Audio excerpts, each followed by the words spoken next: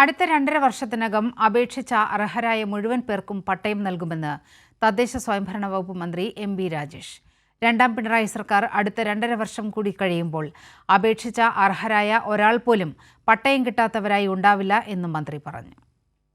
പാലക്കാട് തൃത്താല മണ്ഡലത്തിലെ കറുത്തേടത്ത്, കുഞ്ഞമ്പു, കുന്നത്തേരി കോളനികളിലെ 51 കുടുംബങ്ങൾക്കാണ് റവന്യൂ വകുപ്പ് പട്ടയങ്ങൾ അനുവദിച്ചത്. പട്ടയങ്ങളുടെ വിതരണം MLA കൂടിയായ മന്ത്രി എം ബി രാജേഷ് നിർവഹിച്ചു. ചെയ്യുന്ന സമയത്ത് ശ്രീ കുഞ്ഞിക്കോരൻ ജീവനോടെ ഉണ്ടായിരുന്നു. അപേക്ഷിച്ച അർഹരായ മുഴുവൻ പേർക്കും പട്ടയം നൽകുമെന്നും ഭൂരഹിത കേരളമാണ് LDF സർക്കാരിന്റെ ലക്ഷ്യമെന്നും മന്ത്രി പറഞ്ഞു. എല്ലാവർക്കും ഭൂമി, എല്ലാവർക്കും രേഖ, എല്ലാ സേവനങ്ങളും സ്മാർട്ട്. ഇതാണ് ബഹുമാനപ്പെട്ട റവന്യൂ മന്ത്രി മുന്നോട്ട് വെച്ചിട്ടുള്ള മുദ്രാവാക്യം. അത് കേരളം മുഴുവൻ നടപ്പാക്കിക്കൊണ്ടിരിക്കുകയാണ്.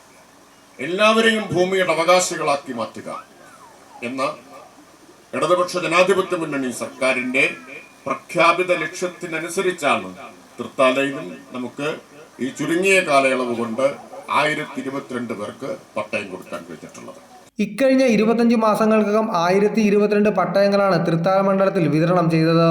685 ലാൻഡ് ട്രൈബ്യൂണൽ പട്ടയം, 271 കോളനി പട്ടയം, 32 ലാൻഡ് അസസ്മെന്റ് പട്ടയം, 34 മിച്ചഭൂമി പട്ടയം എന്നിവ കൂടാതെയാണ് ഇത്തവണ വിതരണം ചെയ്ത 51 പട്ടയങ്ങൾ.